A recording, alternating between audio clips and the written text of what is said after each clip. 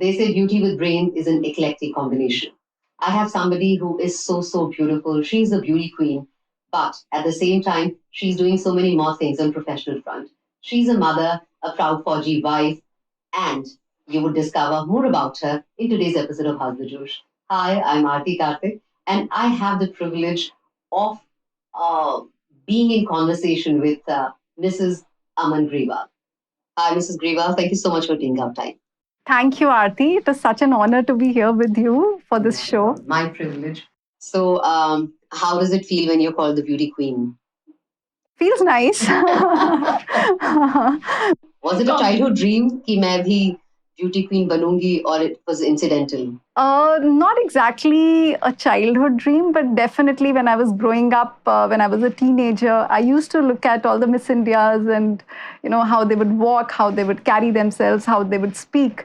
So I always had this little, somewhere in some corner that, one day if I could do this, it would be so nice. So that's how probably it was some dream hidden somewhere. It just came out and happened. So 2014, you won the Mrs. India Worldwide. How did your family react? How did your kids react? They were very happy. In fact, for the pageant, they were all there. My parents, my in-laws, my children, and they were super happy. My daughter was very happy, and my father was also extremely happy. In fact, I remember that when the pageant was over, we were still there on the stage. The photographers were clicking, and my father, he actually came close to the stage and he said, "That's my daughter." So I think it was a wonderful moment for everybody in the family. So what kind of opportunities did it bring along your way? In terms of opportunities, not that something, totally new happened overnight. It wasn't like that. But yes, definitely, since there were a lot of press releases which covered the event, a lot of articles about me. So that definitely made me visible on this front. And then definitely, schools started approaching me, colleges started approaching me to invite me for their events. And definitely, I got some movie offers also, and offers for serials also. You declined them? That was not really my cup of tea because I feel I can't act. And of course, that also involved me shifting to Mumbai, which I was not keen on, and since I had small children. So that definitely I wasn't keen, but other things I did take them up. I enjoyed walking the ramp for several fashion weeks. Oh, wow. I did some shoots also for several brands. So it was good fun. And at the same time, I was doing meaningful work also. In terms of talking about certain issues, visiting these colleges, universities. What kind of issues were you talking about? Definitely about women empowerment, following your dreams, realizing your potential, doing something for your own self, having a voice, taking a stand.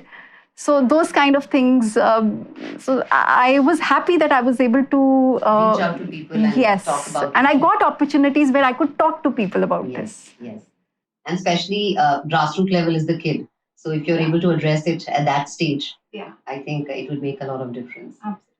So you are also an NLP trainer, and then you are a professional etiquette trainer, and then you are a life coach. इतना सब कुछ आप कैसे manage करते हो along with being a mother of 2 children? How do you take out time for so many passions in life? I don't walk, I run. No, that's like, I was just joking on that. But definitely, if you want to do things and if you're passionate about things, I'm sure you find the time and you find the energy and you're able to balance everything. It's up to you.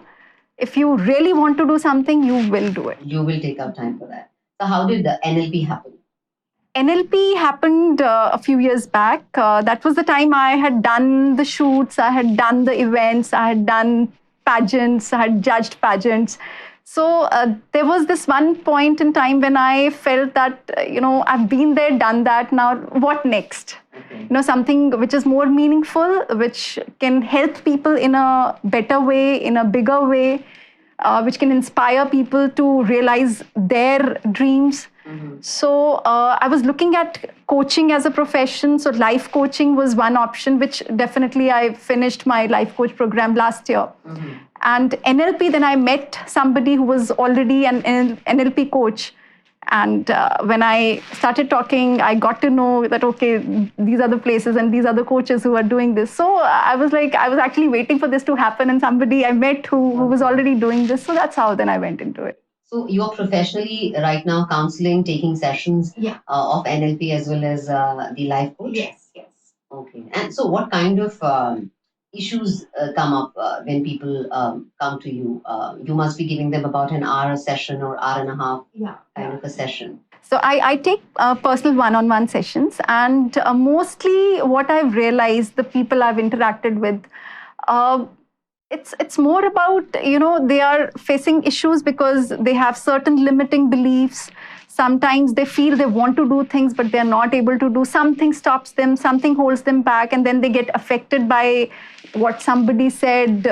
Every family, they have their own issues. I mean, sometimes they're able to handle them well. Sometimes, those things just pull them down. So those tiny little things for which you won't actually go to a counselor. You want to do well, you want to achieve more, but somehow nahi ho pata hai. You're not motivated enough at times. You lose motivation.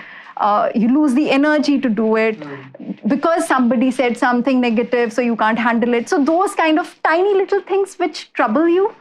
And if you can sort out those, if you can just take charge of your mind and go ahead with what you want to do in a good way, balancing everything else as well. I mean, it's not that you just do professionally well and your family can suffer.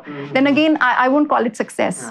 So it has to be like a nice balance where you're also doing what you want to do. At the same time, you're not neglecting anything else, and things around you. Taking everything together. Yeah, so it's like a holistic approach. I mean, that's what I would call success. So how do people approach you for a session on therapy?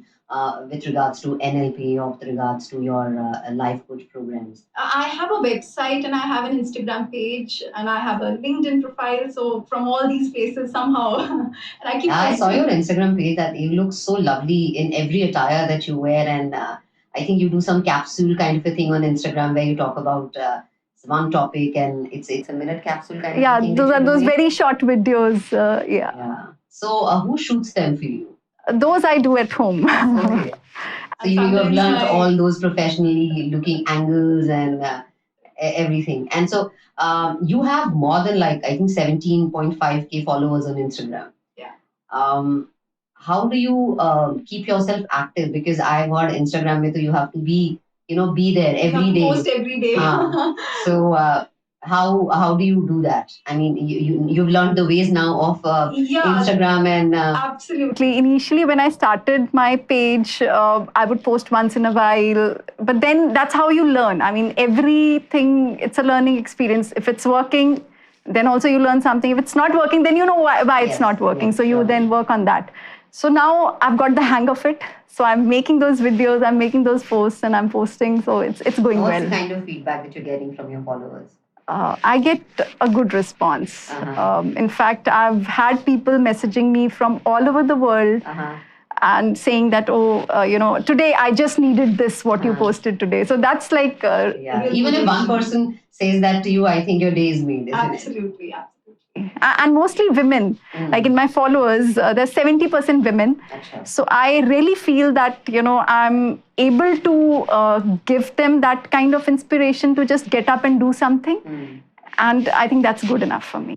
So why do you think, being women, we carry so much of it? We want to do something, then we also feel guilty about it. So from an NLP approach, what is the answer to this?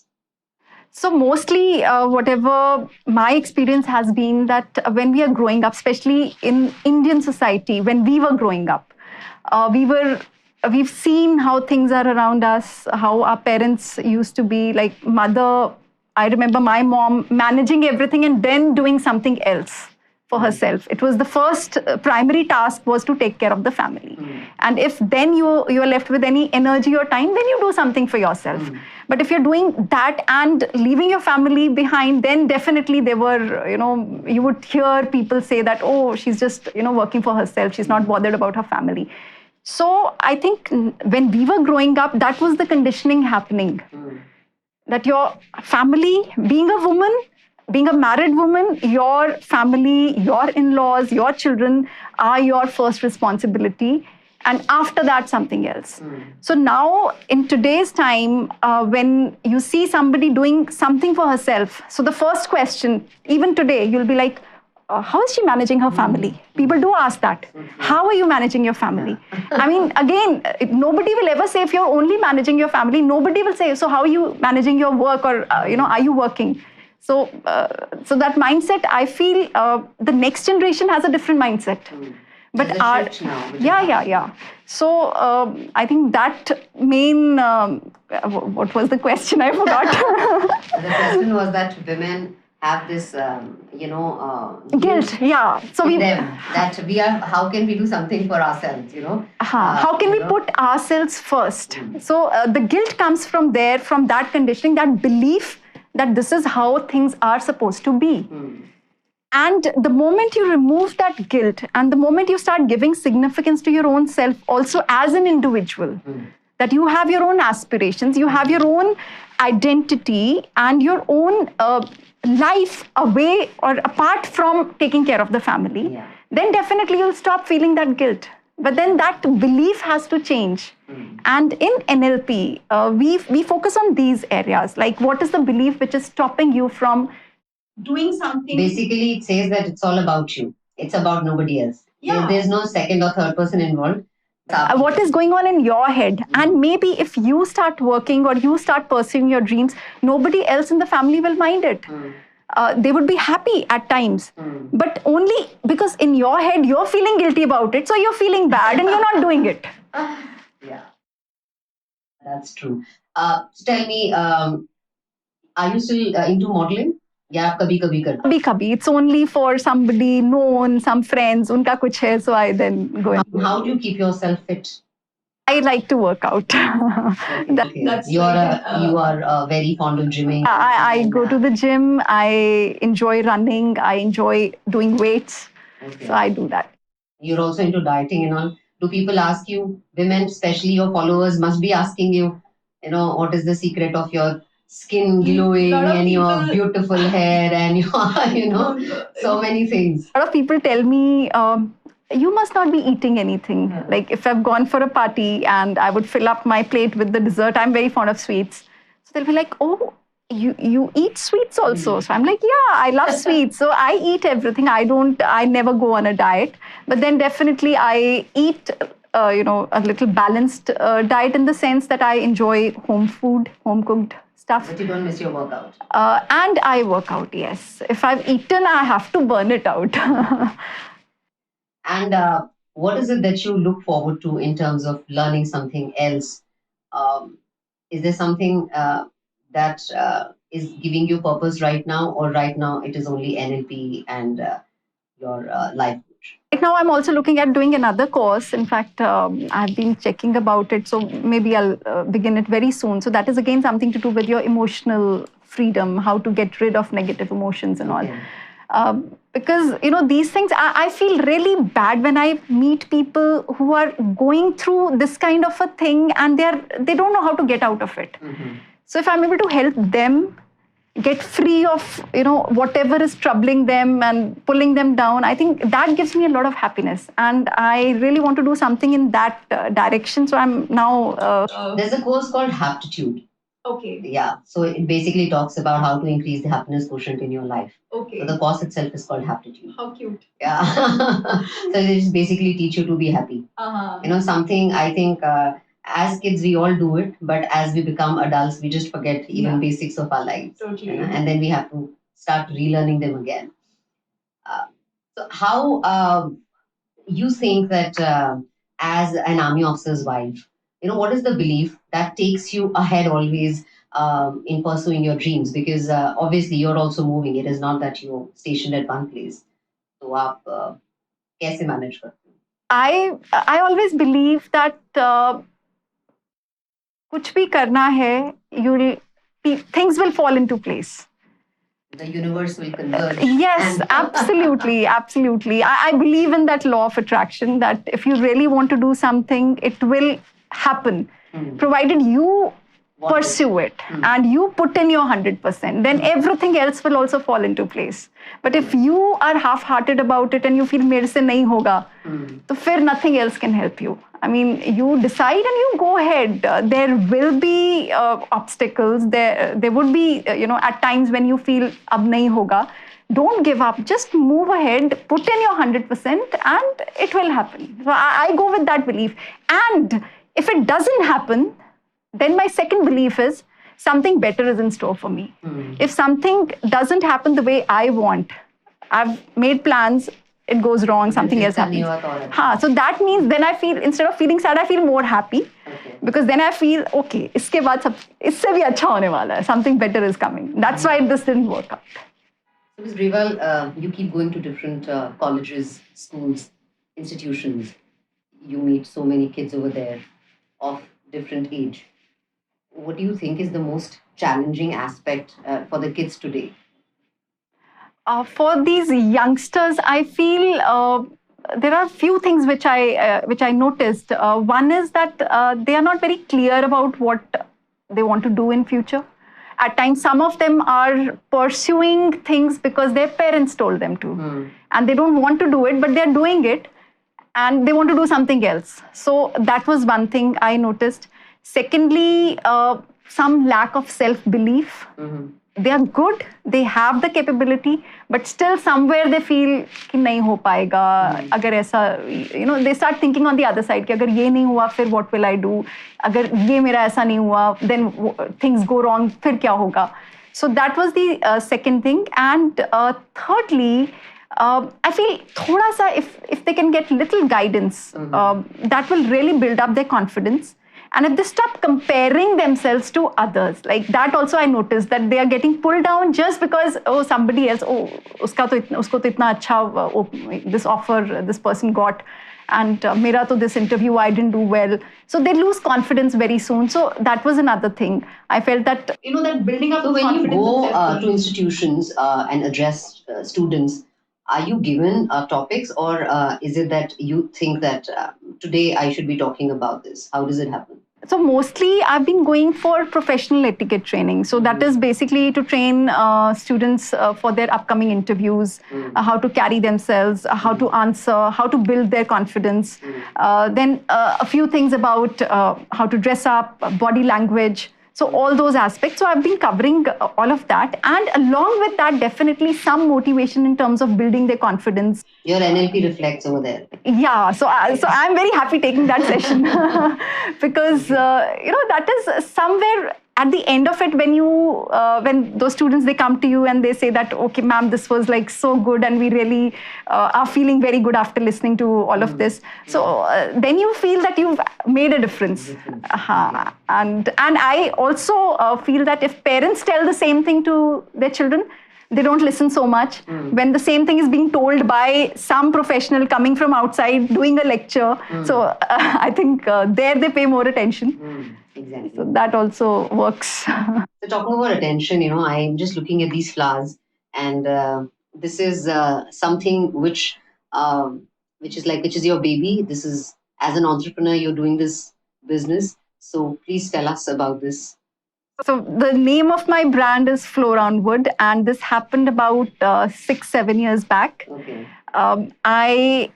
This was like a hobby for me. Arranging flowers was a hobby which I loved. And slowly this became my profession, in the sense that whenever I have time, I do this. And when was that step when your hobby became a profession? So that was, I think, when I was making these, people would come appreciate and they would say, oh, please make one for me also. Okay. So it started like that. And then I thought, since it's going well, people are appreciating, so let me make it a little more organized. Let me get things right.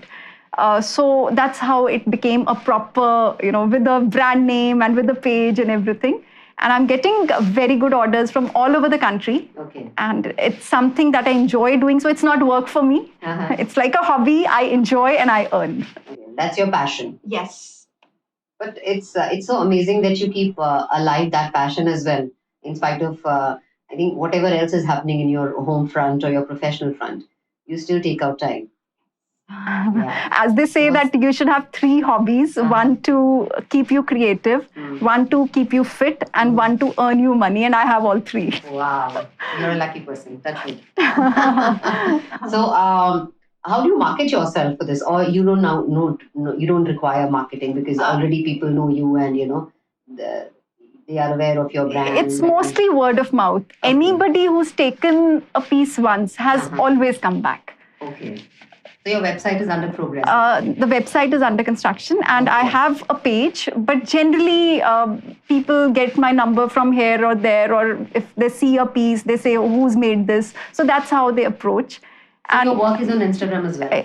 Yes, I have a page. It's Flow Round Wood, and I do get orders from there also, but mostly they have been word of mouth. Okay. Yeah. That's lovely. And I want you to just give a small message to your husband through my show. I'm sure his support has been immense for you at every step of whatever you have been doing of late in your life. So something for him. I really love him, and and his support means a lot to me. Yeah. And how about kids? Kids always say that, Mama, keep doing your work. Yes, so they are always happy when I do something new, when I achieve something more. They are always happy. They are like my biggest supporters. Proud of talking about their mother to their friends and to the teachers and wherever they are studying.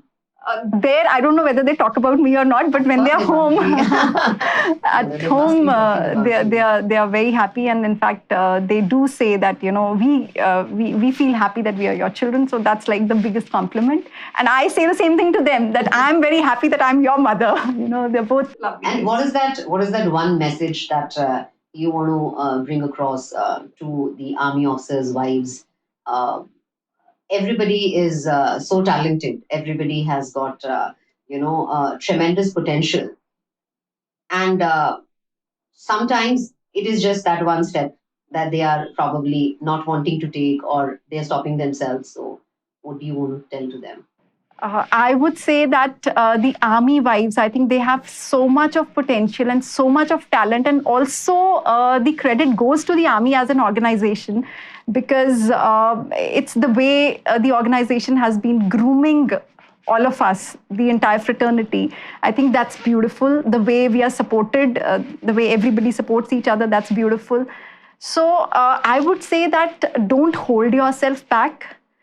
Do what you want to do. There is always a way. Don't feel that, oh, we are posted at such a small place. Now from here, what should I do? Let me not do anything. Don't let that thing stop you.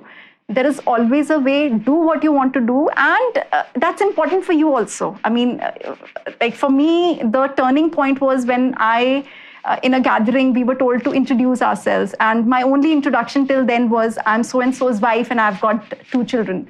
I didn't have the third sentence to say for myself. And now the sentences don't end. No, not that way. But definitely when you do something for your own self, it gives you a very different feeling of contentment, happiness, satisfaction, that yes, you've also done something for your own self. And when you're happy within, you're doing other things even better. I mean, if I've done something for myself in a day, yes, I would be more than happy to do things for my family as well. So I feel it rubs on in every area. If you're happy within, everything around you will change. Yeah. But if you're unhappy for something, that also it'll rub on to other things. Yeah.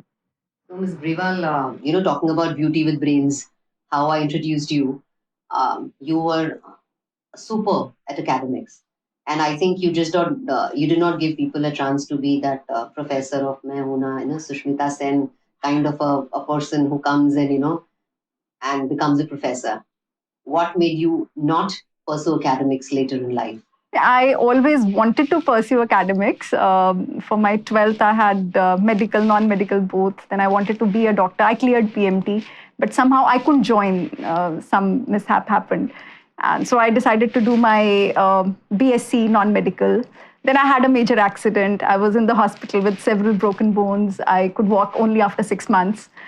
So then I dropped that also. Then I decided, okay, now let me do something else. So I did economics honors. You're a gold medalist in that as well, in your MA as well. Yeah.